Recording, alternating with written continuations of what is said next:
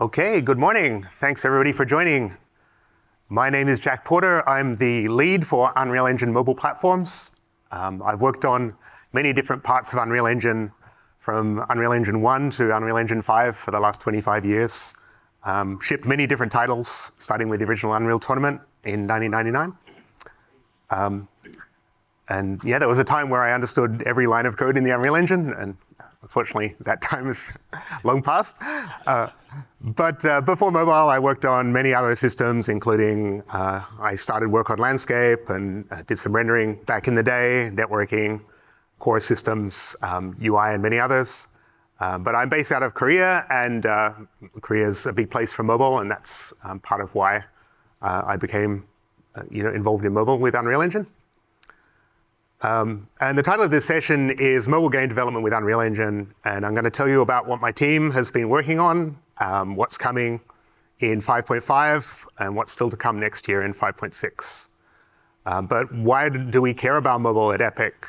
Obviously, we think it's a really important platform, an important market, and this has been proven, especially in the Asian markets, like China and Korea, where they're making AAA games, and Western game developers are beginning to see that mobile can be successful and is an important platform for more than just casual gaming. And of course, the mobile gaming experience on mobile is critical for Fortnite as well. We recently relaunched on iOS, and with the user-generated content coming from UEFN, it's very important that we make tools that are able to develop content that works across all platforms, including mobile. And so some of the work we've been doing is on developer tools and performance to make that possible. So these days, we're focusing a lot on mobile and thinking about how we can improve it.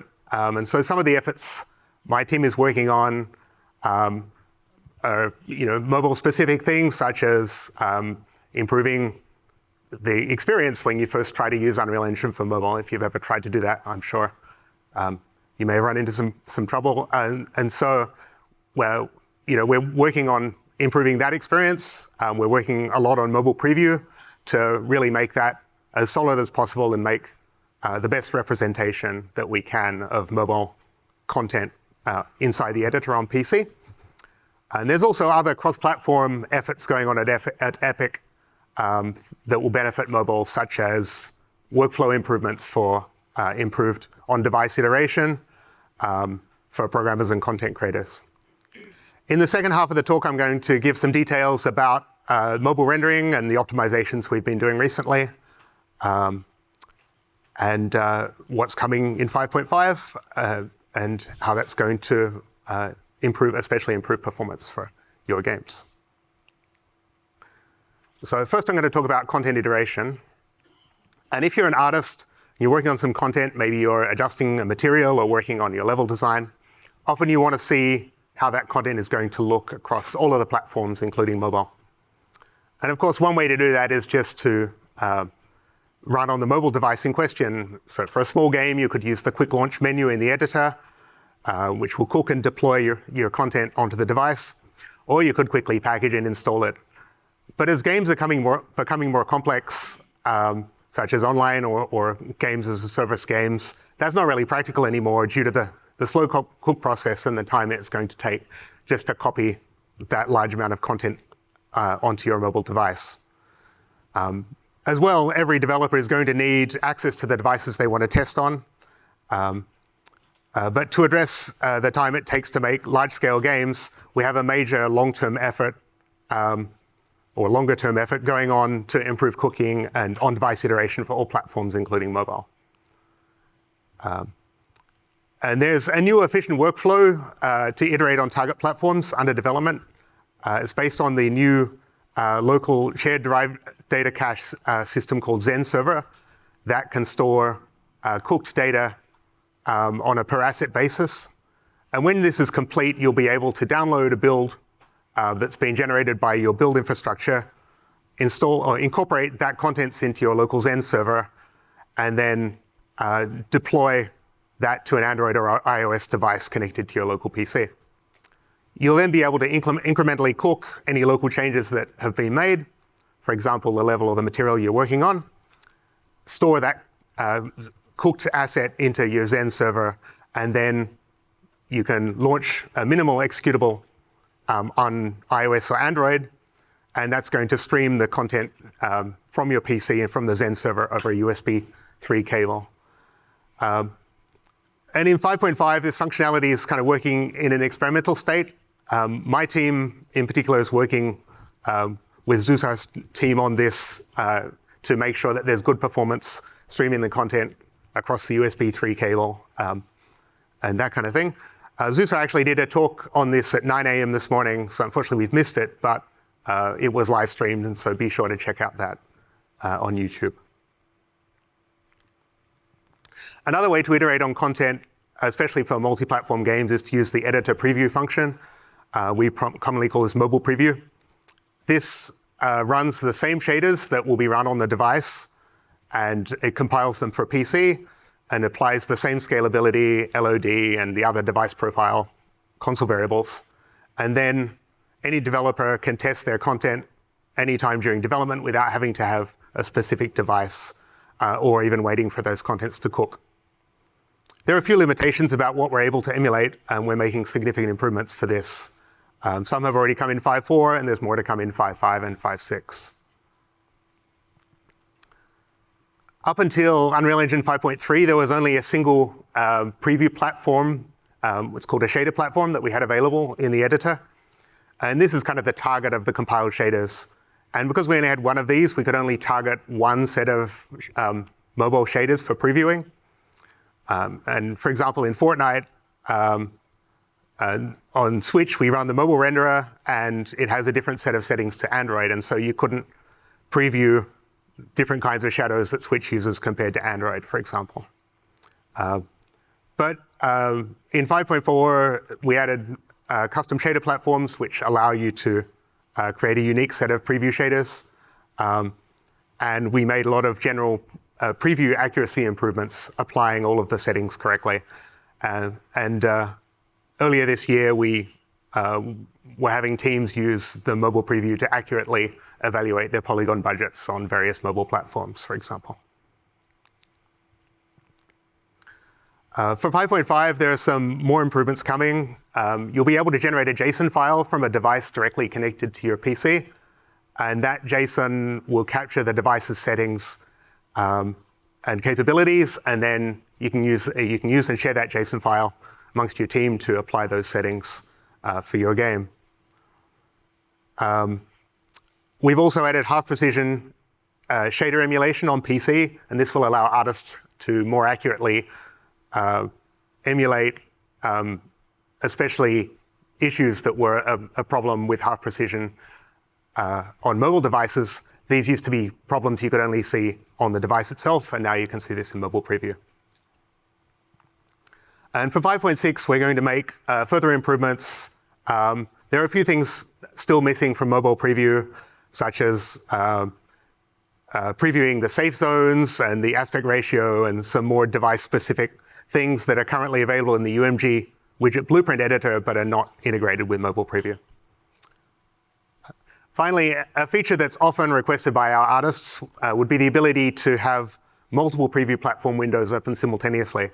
So you can imagine if you're working on a particle system with a lot of different scalabilities across all of your different platforms, if you could open a preview platform window for each of those, iterate on your content, iterate on the scalability, and see how that particle system is going to look on each, including mobile and the consoles. So about the JSON preview, as you probably know, there's a lot of different capabilities of Android devices from low-end to high-end, and Unreal Engine provides a system of rules where you can evaluate for this particular device which scalability level and maybe some more specific settings that are going to be applied. And these are all game-specific. We have a very complicated set of rules we use for Fortnite to ensure good performance on all of the devices.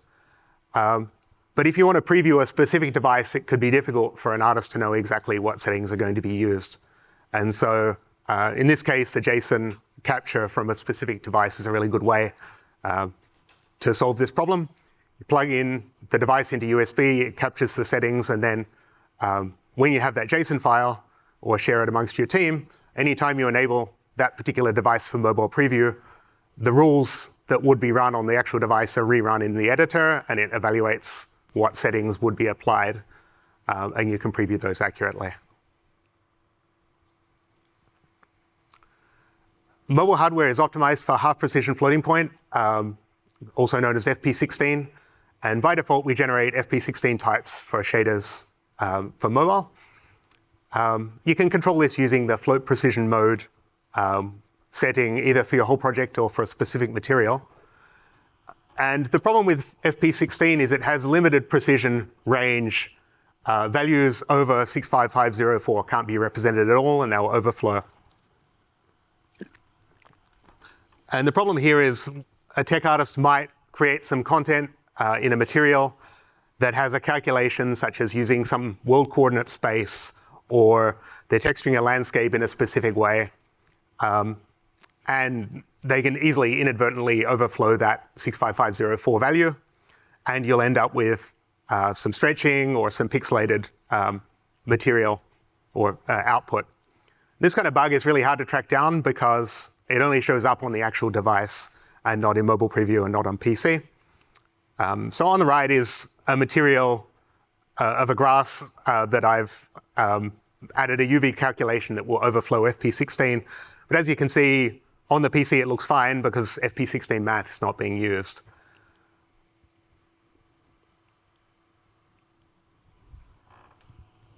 There we go. But in 5.5 mobile preview, the project, according to the project or material settings, if you're using half precision, the shaders will now use the FP16 types on PC as well. And the behavior is not identical with desktop GPUs, but it's very similar, and a lot of content bugs that used to only be seen on mobile will now appear under mobile preview. So on the right, I've enabled Android OpenGLES preview, and the shaders are generated on PC with FP16 math, and the stretching bug there that you'd previously only have seen on the device is now visible in mobile preview. The artist can detect this, and then they can maybe add a feature level switch node to their material, making a simpler or alternative fallback path for mobile. Or maybe they could modify their math so it doesn't overflow, or occasionally they could simply use that float precision mode flag there, force the entire shader to FP32. It'll be very slightly slower, but if it's for a specific effect or for a very small object, that will work around the problem as well. While we're talking about iteration, UE 5.4 added support for the iOS simulator and the Android emulator. macOS also has the ability to natively launch iPhone apps on Apple Silicon Macs.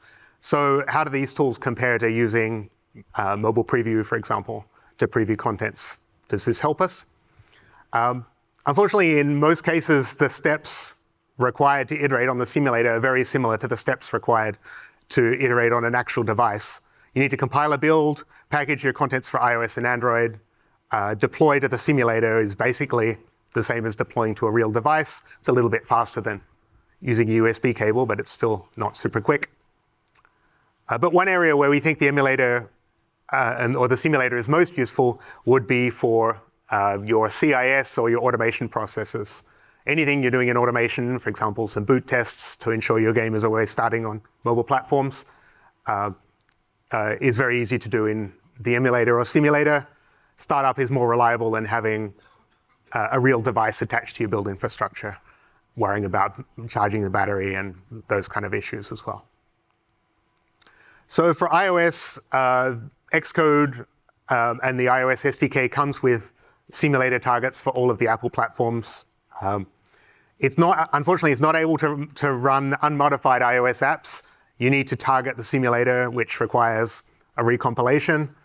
The simulator itself only runs on the Mac, and perhaps the biggest limitation is that the GPU is emulated. Its feature set is limited to approximately an Apple A9 GPU, which was in the iPhone 6s. So unfortunately, it hasn't been kept up to date. But on new Apple Silicon Macs, there's the native ability to run an unmodified app, and that will run your IPA file directly, your iPhone app directly, the same version that would have been run on a real iPhone. But it's intended not for developers to test and evaluate compatibility. It's meant for end users to run iPhone and iPad apps directly on the device, on the Mac, as an end user. And so it doesn't support things like the debugger or any kind of developer-focused features. We're hoping Apple integrates these two features together. That would be really good. The Android emulator can run unmodified Android apps, and it even has CPU emulation to emulate ARM64 under Intel Windows. The CPU emulation is a little bit slower. You can recompile for Android x86-64, but that's not 100% necessary. Unfortunately, the GPU is not emulated, so it passes straight through to the host, and so you can't see problems that are occurring only on a mobile GPU because they're being run by your NVIDIA or AMD graphics card on your PC. The OpenGL emulation is also stalled, and they never got past version 3.0, which is not enough for UE5. But the Vulkan support in the latest versions of the Android emulator do work.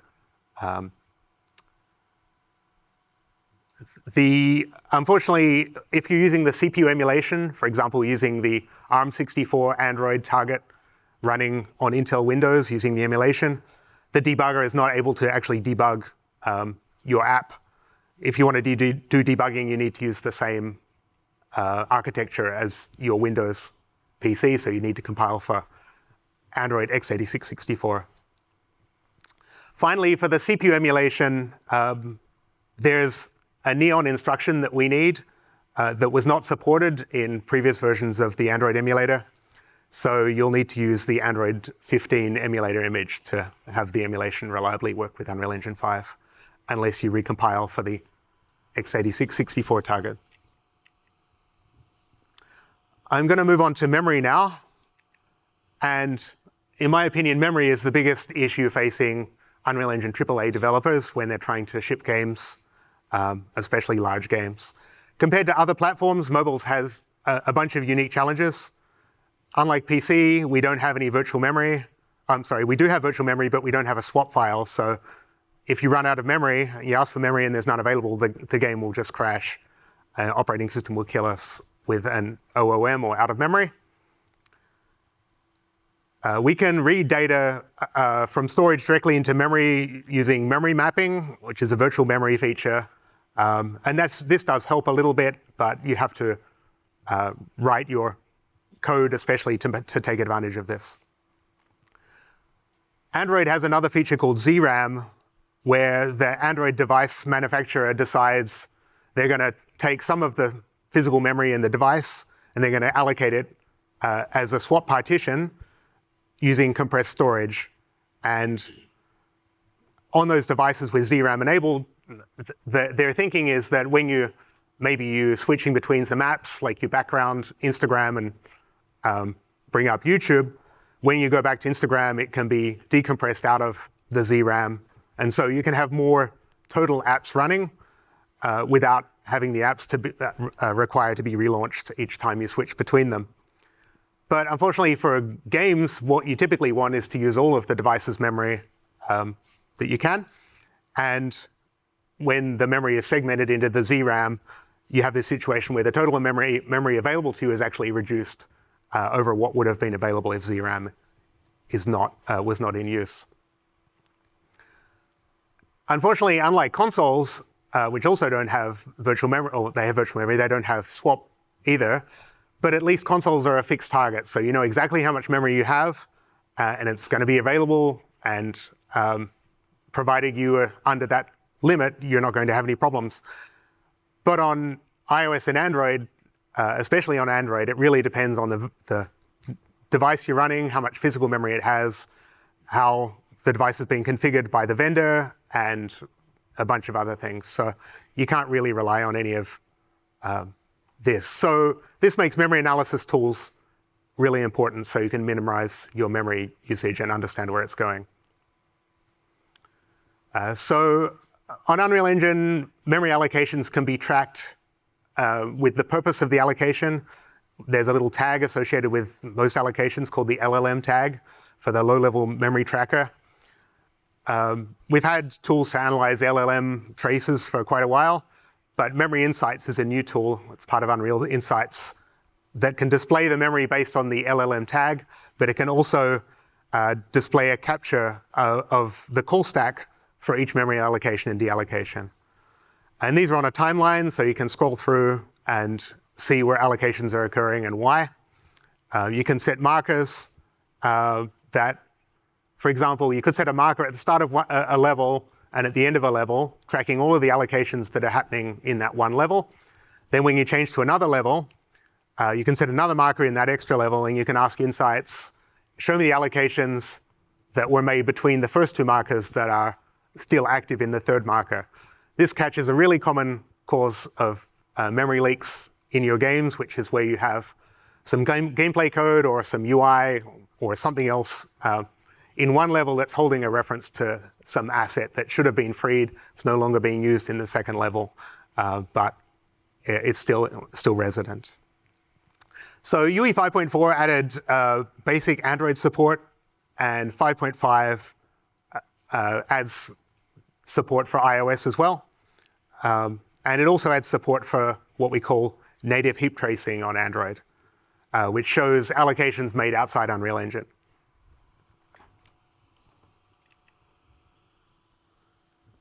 So Memory Insights on Android works pretty much the same as it does on other platforms. It has low impact on the game performance with the help of a lightweight call stack walker we've added. There is some Android-specific documentation that you should read if you want to use Memory Insights on Android. You need to create a special file on the device to tell it to activate Insights. That's just due to the way the memory allocator is initialized. It has to be done really early before we can read the command line. So new to 5.5 is the native heap tracking, which allows you to identify memory allocated outside the game, for example, by the GPU driver. This is an advanced compile time option, but it can be useful to track down exactly what memory allocations the GPU driver is doing.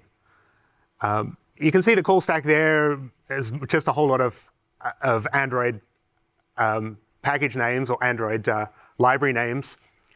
And we don't have symbols for those, but just based on the library name, you can often see there's a libvulcan down the bottom, indicates it's the Vulkan driver doing the allocation. So you can see that there is something going on there. Maybe on a particular device, you'll see a very large allocation that you're not seeing on other devices. It is possible to symbolicate that if you build your own version of Android. That would be a pretty advanced use case, but it's something we've done as well using the AOSP build. On iOS, this was extremely useful tool. We use things like the markers to track memory leaks. During Fortnite iOS development, this was extremely useful for us. iOS devices typically have less RAM than the equivalent Android device, and so we needed to really reduce our memory usage by several hundred megabytes just to fit on typical iOS devices.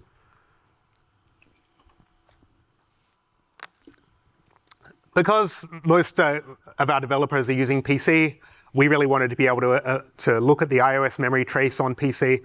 So we use a cross-platform symbol file format, which we call .psim. It's a breakpad file format. We generate this from the dsim file on the Mac during the C++ compilation process. This gives you a smaller symbol file and allows you to, a developer to download that from our build infrastructure and look at a trace locally that they've captured on PC without needing to use a Mac. Early in Fortnite iOS development, we were unable to run on 4 gig iOS devices. We used Memory Insights and LLM traces extensively to track down unnecessary and unexpected allocations. We did find some content issues like assets that were loaded unexpectedly or draw distances or pool sizes that were much bigger than we thought they would be. So we adjusted those things, of course, but many of the problems we found were due to the size of Fortnite. It's been growing for 5 years on all platforms. And there's just a lot of game contents, and that's causing a few of the systems in Unreal Engine to grow a lot as well. Things like the asset registry, the size of our pack files and the number of pack files we have, the amount of shaders we have in our game. So all of these things are areas where we're continuing to investigate and make improvements to the base Unreal Engine as well. So 5.5 includes all of the memory savings that we identified during the relaunch of Fortnite on iOS. One of the first things we did was enable our most advanced memory allocator, malloc bin 3, for iOS and Android, and we've tuned its settings for mobile. And this brought significant savings. There's also an entitlement that you need to use on iOS called extended virtual addressing. That is a request to the operating system to give you a bigger address space. That's required from malloc bin 3, and we detect that entitlement on startup and fall back to another allocator if that's not available. We implemented memory mapping for a bunch of systems, including some iOS shader-related metadata, saving around 30 megabytes. It's memory mapped, which means it can be paged out when it's not in use and paged in again later. So even if it doesn't save overall memory, it reduces the likelihood of out of memories and those kind of crashes. There were other PSO cache savings and optimizations we made. We converted all of our assets to use the RAD audio codec, and we added support for mobile platforms for this as well. So with our content, we think the total savings achieved through kind of engine code and engine settings changes were around 250 megabytes. A significant part of that came from the malloc bin 3 allocator. The benefits your games will see is going to depend on the amount of contents you have. But I think Fortnite content's probably an extreme case, but you should definitely see some improvements in 5.5. So for 5.5, we think we found most of the easy memory wins, and the remaining savings we need to make will be addressing some of those systemic things, like making things like the asset registry or localization system or FNAME system either more efficient or at least memory mappable on mobile devices. That's unfortunately not coming in 5.5. Those are coming in 5.6 that we'll begin to work on those things. Now I'm going to move on to some of the rendering and performance improvements we've made for mobile. I'm going to talk about GPU scene, some culling we're doing for instance adding meshes and GPU LOD selection, some improvements for landscape rendering, and the Runtime PSO pre-caching system. So GPU scene is a collection of buffers that describe all of the information that material might want to access about an object in your game. And these are arranged into a series of buffers, 4 buffers in the desktop implementation of GPU scene. And this opens the way for GPU-driven rendering because all of the information that you need to render that object is available to the rendering system. We can make decisions on the GPU to cull an object or do LOD selection on the GPU instead of the CPU. This also enables auto-instancing or batching or dynamic instancing, which is where you've got a bunch of different objects placed individually, and the engine groups those together and renders those as a single draw call. Is really beneficial, especially on mobile, because we only have to submit a single draw call. Much less CPU work needs to be done, much less state change. When we enable this in Fortnite, we see around 50 to 60% reduction in the draw calls due to auto-instancing. So how it works on PC is that every frame we generate a buffer with just a list of visible objects and the IDs of each object. And then when we render things, we've got to look up from that ID into each of these buffers. There's a problem with mobile because firstly, those indirect lookups are slow. And secondly, there limitations with the kind of buffers and when we can access them on mobile GPUs. And this restriction has made it impossible for us to use GPU scene on mobile up until now. We tried a bunch of workarounds for this in previous versions of Unreal Engine. The overhead for those was usually more benefit than it was worth, and we didn't get any benefits from the auto-instancing, for example. We now have a mobile-specific version of GPU scene that works with both Vulkan and OpenGL. It also works on Switch. And this is, instead of writing out just the instance ID, we write out a little bit more data, which is the data we think is going to be needed by, for example, vertex shaders. And we can then access this as a uniform buffer, or a window into this big buffer as a uniform buffer. And so each frame we allocate this uniform buffer for the worst case scenario as if all of the objects are visible. It's around 1 or 2 megabytes for a typical Fortnite frame. We then run a compute shader that accesses the desktop or the existing GPU scene we have and packs all of the visible data into this uniform buffer. This gives a bunch of benefits. It works both pixel shaders and vertex shaders. It's really fast to access. There are no restrictions that we have on any of the platforms. And we can, because there's a limited window we have into the uniform buffer, if we need to render more instances, we can just move the window a little bit with a single update, no state change, and we can just issue another draw call. And that covers the case for a large number of instances. So this allows a bunch of things that can be done on the GPU, and one of the biggest benefits we've found is instant static mesh GPU culling. Instant static meshes are a single component that's got a list of matrices, one for each instance, which is typically used to render large numbers of the same kind of object, whether it's foliage or often you have game-specific things using instant static mesh. But the problem is it's a single component, and the visibility system in Unreal looks at the bounding box for each component, and it says, is this bounding box on screen? Yes, it is. OK, we've got to render the component. And that means rendering all of the instances in the instant static mesh. We could do some CPU work and look at the bounding box of each instance in there, but with many thousands of instances, this is going to be a really expensive undertaking. And so now that we have GPU scene, all of this data is available on the GPU, and we can run a compute shader to evaluate the bounding boxes for each of the instances, work out which ones are visible, and then test them against the view custom. We can also test them against the occlusion system. There is an option for that using that console variable I've listed there, but it's fast and efficient just to do frustum culling. We think this is the, certainly for our content, this is the best benefit that we have.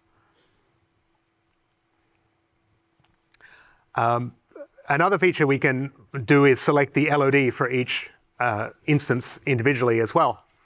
So normally, like I said, each component is rendered by Unreal Engine in a single call, and if you're not using GPU scene, previously it would simply work out the worst case LOD selection, so that will be the highest quality LOD selection for the entire instant static mesh. And so stuff in the distance would be rendered at too higher LOD, wasting vertex work, and it's generally slow. This is something we had to fix for one of the new game modes we added to Fortnite, because we use instant static mesh extensively there to save memory. And so we work out the potential range of minimum and maximum LODs for the whole bounding box on the CPU, send that over to the GPU, and then we issue a single draw call for each of the LODs we're going to render. And the same code that's doing that visibility selection I was talking about before also evaluates which LOD should be used, and you end up with this almost the same as non-instanced LOD selection for static meshes. And this was a huge win for us in terms of saving GPU time. This is enabled by default in 5.4, so your games are going to benefit. Landscape has also undergone a big improvement. And the reason we looked at landscape was we found landscape vertex rendering was one of the most expensive things in a mobile scene because of the large number of vertices that are being rendered there. Like instant static meshes, landscapes are broken into quite large components, usually 256 by 256 quads. That represents a huge area in your world. And the visibility system in Unreal, again, would look at the size of the component and it would say, oh, this is visible, we better render it, even if only a small part of your landscape was visible. And this would, and because of that extra cost, we would end up sending all of the vertices to the GPU. It would run the vertex shader for all of them and realize, oh, most of them are off screen.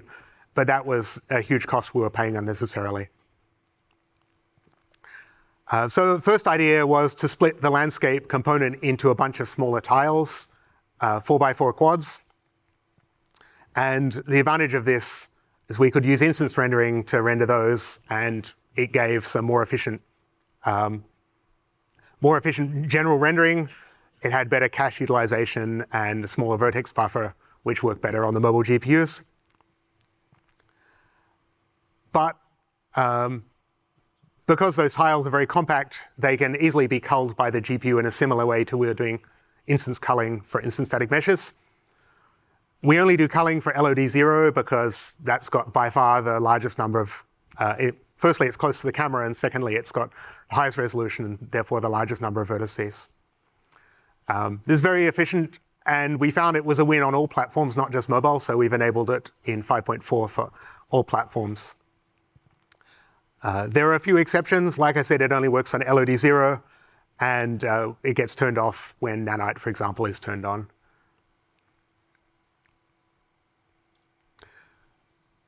One of the biggest improvements we've made is to solve this problem of hitches due to PSO compilation. Any developer who's used Unreal Engine or any other AAA engine is probably aware of this issue. And it's got many different names, but we call it a PSO compilation hitch. PSO is a pipeline state object. And basically what's happening is as you move through the environment, you need to have the shader that's going to be used to render particular object. It has to be compiled in order for the rendering to take place. And if that's not ready, and then you've got no choice, you have to render that object, so you have to compile it, and you end up with this huge spike. It's a really big problem on mobile, especially. There are several reasons for that. Firstly, mobile is generally has slower shader compilers. They've got slower CPUs than desktop or console. We have a very flexible material system in Unreal Engine, which encourages artists to make many different variations, and each of those variations will end up having potentially a unique shader that needs to be compiled. Forward shading also has to include a lot of the lighting calculations into the shader, which makes bigger shaders, and so that, again, was more expensive. We have thousands of materials in Fortnite, and hundreds of thousands of shaders, all of which need to be compiled before the objects using them can be rendered. So there was a previous system we used in Unreal Engine to mitigate this. We called it PSO gathering, or the shader pipeline cache, had a bunch of names as well. And this required a manual step where during game development, you would have to play or playtest a build of your game, and it would record all of the shaders that it saw during that gameplay. And then you put that log of the shaders onto the device, and then the first time you run the game, it would pre-compile all of those shaders. And In Fortnite, we used to have a screen which said optimizing content, where the first time you'd update a patch, it would compile all of these shaders, which would take several minutes at least.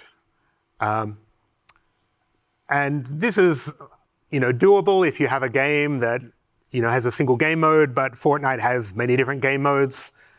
You might not be playing all of them. It also has user-created content with user-created materials. And so this is really hard to manage. There's no way we could possibly pre-compile every different shader that a user might end up seeing. So we had to come up with something better. And we call this system PSO pre-caching. And it works automatically. You don't have to do any manual gathering step. When the game is loading a level or a background load of an asset, there's some code that looks through that asset and predicts what shaders are going to be used by the materials that are referenced by that component or that asset. And then we do background compilation for those PSOs just in time. So this happens when you're loading a level as early as possible. And these PSOs get compiled in a bunch of background threads. And hopefully by the time you need to render the asset, that compilation has finished. If it hasn't been fully compiled by that time, we have a few fallback strategies. One of the strategies is just to not render the mesh, and that gives kind of a draw-in effect as the background loading is happening. You can also use a placeholder material to render it. We have a priority system to prioritize the stuff that's visible first, and so usually this is not a problem. Maybe some stuff in the far background will have a few frames where it's rendering the fallback material. We do have to guess what materials we think are going to be used to guess the correct rendering state that we're going to need. And on Android, there are some extra complications with this. Firstly, like I said, we want to compile these things in background threads, but OpenGL doesn't really support background threads. And Vulkan, in theory, supports multi-threaded PSO compilation, but in practice, various devices have problems with this, and they'll in fact crash if we try to do that. Other devices just know that they don't have a thread-safe shader compiler, and they just put a mutex around it. So we don't get any benefit from doing background compilation. So to work around this issue, we've got a bunch of worker processes, so separate processes that are running alongside the game that we hand off jobs to. And on Android, we start 4 of these services, and then it compiles the objects in the background, and we use IPC, inter-process communication, to send data back and forth. Anyway, once you've done your compilation of the shaders, they are saved to disk here. So this kind of background compilation, or the load time compilation that I'm talking about here, only happens the very first time a particular asset is used or loaded. If a user has played a game session before, it's already been saved to local storage on their device. We're also encouraging the vendors to fix their problems with their drivers so that we can actually rely on in-process background shader compilation, which would be faster and more convenient. So we use this system in all game modes in Fortnite. It works automatically, and there's no setup required. It's generally faster than the PSO gathering in terms of the shaders it has to compile, because it only has to pre-cache what is loaded instead of all of the assets in your entire game. For example, with Fortnite, we used to compile every single cosmetic that any player in Fortnite could have. So this is any skin that was released in the last 5 years would have been pre-compiled by every Android user, just in case a player happened to join with that skin. Instead, now we are doing only what we're loading, so we know which skins we need to load, which assets we need to load, and we pre-compile only those shaders. There are some disadvantages. It is a little bit slower to load into the level the very first time, and there's a little bit more memory usage, but in general, this system works really well. Actually, these systems are not mutually exclusive. You could do the old PSO gathering system and use the new runtime PSO caching to catch all of the extra cases that you didn't catch. But In Fortnite, we only use the new pre-caching system.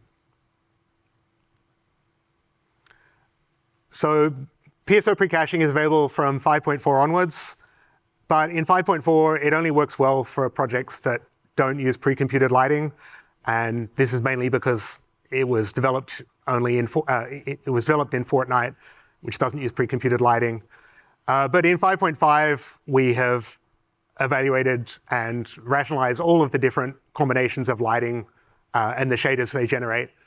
And so in 5.5, any project that you can make in Unreal Engine will have PSO pre-caching enabled by default. So the last thing I want to talk about is Lumen and Nanite on mobile. And this is something, especially the AAA developers I've talked to in Asia are really interested in knowing when they can use Lumen and Nanite. And one reason is they're making cross-platform games, and so how can you get a representation of that lighting that you're using on high-end PC or console and get that also working on mobile. At the moment, you need to light things basically twice. Unfortunately, both Lumen and Nanite don't scale down to the very lowest level, the very lowest end devices that we need. And we do have experimental ray tracing support in 5.4 using the ray tracing hardware on the latest mobile GPUs for Android. We expect it to come fairly soon, perhaps in 5.6 for iOS. We're just waiting on a shader compiler update. And it does work. Last year, there was a demo at Unreal Fest that actually one of the GPU vendors showed running at actually 60 frames per second. But that only works on the latest mobile GPUs. It doesn't work on the very low end. And so unfortunately, we don't yet have a solution for that. That's something we do hear a lot, and it's just not an easy problem to solve. For a Nanite, true Nanite, this is where you're running the full Nanite pipeline with micropolygons and the software rasterization. That's still at least one mobile GPU generation away. So the current flagships are beginning to get support for the features we need, but they don't yet have all of the features we need. The compute shader performance on mobile is still a big problem, and we think this is going to be limiting our ability to run full version of Nanite on mobile devices. We've recently moved to a compute shader pipeline for evaluating materials. This has become even more important. So we're encouraging the mobile vendors to improve their compute shader performance as well. One idea we have is making a mobile, like some middle ground solution to bring the continuous LOD selection and draw call benefits that you get from Nanite to mobile developers. This would be using hardware rasterization to render the small clusters of triangles that Nanite uses. This is something we looked at in the past. I think it's something we're going to continue to look at next year as well.